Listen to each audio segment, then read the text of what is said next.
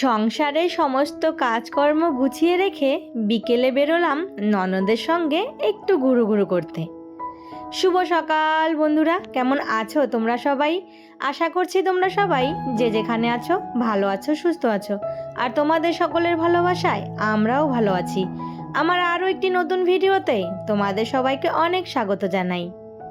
আজকে হচ্ছে শনিবার, আর এখন বাজে ঘড়ির কাঁটায় ওই সকাল 6টা মতো।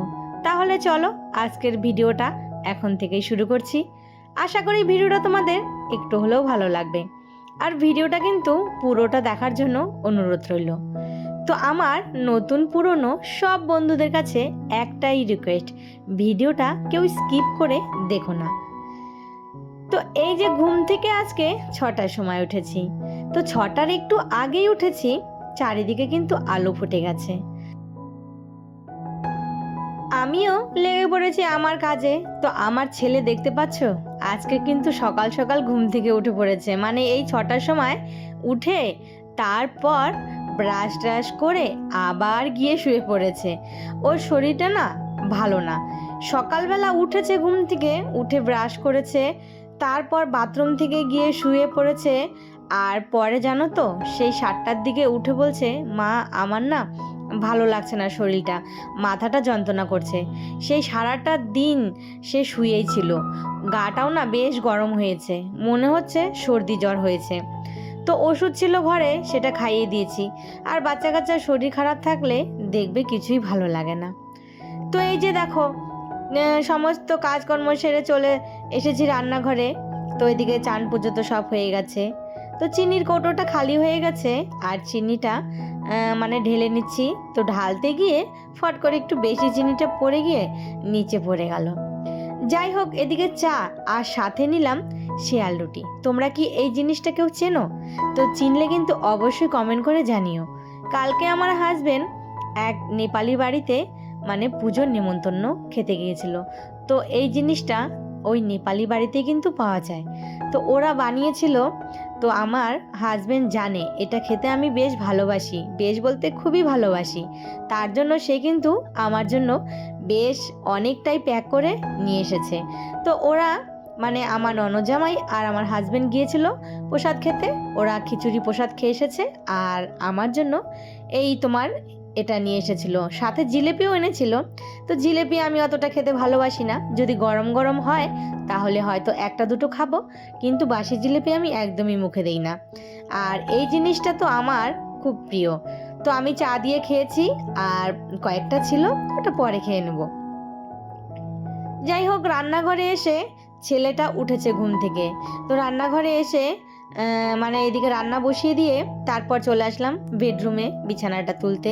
তো ছেলে ঘুম থেকে উঠেছে, কিন্তু না বিছানা গুছিয়েছি আবার গিয়ে সেই শুয়ে পড়েছিল। মানে সারাটা দিন আজকে একদম বিছানায় শোয়া। তো আজকে রান্না করব এই যে বাঁধাকপির ঘন্ট, আর ডাল তো একটা হবেই, ডাল না হলে চলবে না। তো আমার ননদজামাই ডাল খেতে কিন্তু ভালোবাসে। তো ওকে একটু ডাল, তারপর গরম গরম মাছ ভাজা দিলে আর কিছু কিন্তু লাগে না। তো এইদিকে বাঁধাকপির ঘন্ট করেছি মাছের মাথা দিয়ে, আর এই যে মাছের ঝোল বসালাম। তো রান্না বান্না তো কমপ্লিট হয়ে গেছে। এই যে দেখো আজকে অনেক বাসন জমে গেছে। আজকে না মানে বাড়িতে লোকজন আসলে তোমরা সবাই জানো যে সবাই একটু ব্যস্ত থাকে, হয়তো কারো ভিডিও ঠিক মতন দেখেও উঠতে পারছি না। তো কেউ কিছু মনে করো না। আর যার ভিডিও দেখছি কিন্তু ফুল ওয়াচ করেই দেখছি, এটা কিন্তু নিঃসন্দেহে তোমরা থাকতে পারো। যাই হোক, এদিকে বাসন কাসন সমস্ত কিছু মেজে এখন রান্নাঘরটা একটু গুছিয়ে নেব। তো এই যে আজকে মানে দুপুরে সকালের খাওয়া তো হয়ে গেছে, আর দুপুরের খাওয়া খেতে খেতে ওই 2টো 2:30 3টে বেজে যাবে। তো যাই হোক, এদিকে রান্নাঘরটা পরিষ্কার করে রান্না বান্নাগুলো সমস্ত এই যে এখন জায়গা মতন গুছিয়ে রেখে দিচ্ছি।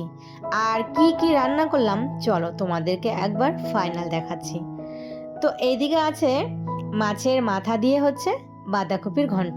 এই যে তো 2টো বাঁধাকপি ছিল, তো আমি লাগবে দেখে একবারে 2টোই করে ফেলেছি। আর হচ্ছে পাতলা করে মুসুরির ডাল পেঁয়াজ সম্বার দিয়ে, আর একটু শুটকি মাছ করেছি, আমার ননদ খেতে ভালোবাসে তার জন্য করেছি। আর এই যে ছেলের জন্য ডিম সেদ্ধ আর মাছ ভাজাটা ননদের মেয়ের জন্য আর সবার জন্য এই যে আলু আর বেগুন দিয়ে মাছের ঝোল। দুপুরে খাওয়া দাওয়া সেরে উঠে সবাই মিলে রেডি হয়ে বেরিয়ে পড়লাম একটু ঘুরু করতে। ননদ বলছে চলো বৌদি একটু এই পাড়ার থেকে ঘুরে আসি। মানে সেই ছোট্টবেলায় সবার সঙ্গে যখন একসাথে ছিল, তো সবার বাড়িঘর এখন আলাদা আলাদা হয়ে গেছে, কে কোথায় আছে, তো সেটাই ও বলল যে চলো সবার বাড়ি একটু ঘুরে আসি আর দেখে আসি। তো এই মানে আমাদের গলি ধরে একটা বাড়ির ওপর দিয়ে আর একটা গলিতে আসলাম। তো সবার বাড়ি ঘুরতে ঘুরতে আমাদের বাড়ি পৌঁছতে কিন্তু সেই রাত হয়ে গেছে। তো যাই হোক, এইদিকে না একটা গলিতে এসেছি, দেখো কি সুন্দর ধান ক্ষেত, আর পুরো কালো ননিয়া ধান বলে না, মানে ভোগ চাল যেটা, সেই ধানটা এত সুন্দর লাগছে। আর ধান গাছগুলো বিশাল বড় বড় হয়েছে। তো যাই হোক, দেখতে কিন্তু বেশ ভালো লাগছে। এই ভোগ চাল দিয়ে না পায়েস, তারপর হচ্ছে খিচুড়ি, যাই হোক খেতে কিন্তু বেশ ভালো লাগবে। আর এই দুটো দেখো মজা করেই যাচ্ছে, মানে সারা রাস্তা দুজনে মিলে হাঁটছে আর গল্প করছে, কত যে মজা করছে, ওদেরই কিন্তু বেশ আনন্দ। তো যাই হোক, এদিকে সবাই মিলে আমি, শাশুড়ি মা, আমার বড় ননদ আর হচ্ছে ওর মেয়ে আর জায়ের মেয়ে, সবাই মিলে আমরা এই যে বেরিয়েছি ঘুরতে। আর ওই ছোটটা ওটা তো আমার পিছ ধরবেই যেখানেই যাই। যাই হোক, এইদিকে ফেরার পথে এক মানে পাশেই একজন মোমো বিক্রি করে, তো সেখান থেকে 2 প্লেট মোমো নেওয়া হলো। 1 প্লেট আমরা 3 জনে মিলে খেলাম, আর হচ্ছে 1 প্লেট এই বাচ্চা দুটোকে দেওয়া হয়েছে। যাই হোক, মোমোটা খেতে কিন্তু বেশ ভালো ছিল, দারুণ, সাথে চাটনিটাও কিন্তু অসাধারণ। আর মোমোটা 20 টাকা প্লেট নিয়েছে, কিন্তু এত ভালো বানিয়েছে মনে হচ্ছিল 1 প্লেট মোমো একাই খেয়ে নিতে পারবো। তো ফেরার পথে তোমাদেরকে একটু আমাদের বাড়ির সামনে যে রাস পূর্ণিমা মানে রাস হচ্ছে, সেটাই একটু তোমাদের সঙ্গে শেয়ার করলাম। কালকে রাতে এখানে পুজো হয়েছে। এই যে এখানে হচ্ছে রাধা গোবিন্দ, মানে রাধাকৃষ্ণ, আর এখানে দেখো রাধাকৃষ্ণর ছোট ছোট মূর্তিগুলো, আর এই যে এটা কিন্তু চাকাটা লাগানো হয়েছে। তো এটা কিন্তু দেখো বাচ্চাগুলো কিভাবে ঘোরাচ্ছে। তো এই যে যখন রাস হয়েছে তখন কিন্তু এটা ঘোরানো হয়েছে, আর সবাই আসবে মেলা দেখতে, মানে যেদিন গান হবে আর এই চাকা ঘোরাবে। তো গান শুরু হবে আমাদের এখানে সোমবার থেকে। তো চলো বন্ধুরা, আজকের ভিডিওটা তাহলে এখানেই শেষ করি। সবাই ভালো থেকো, সুস্থ থেকো, আবারও দেখা হবে নতুন কোনো ভিডিওর সাথে।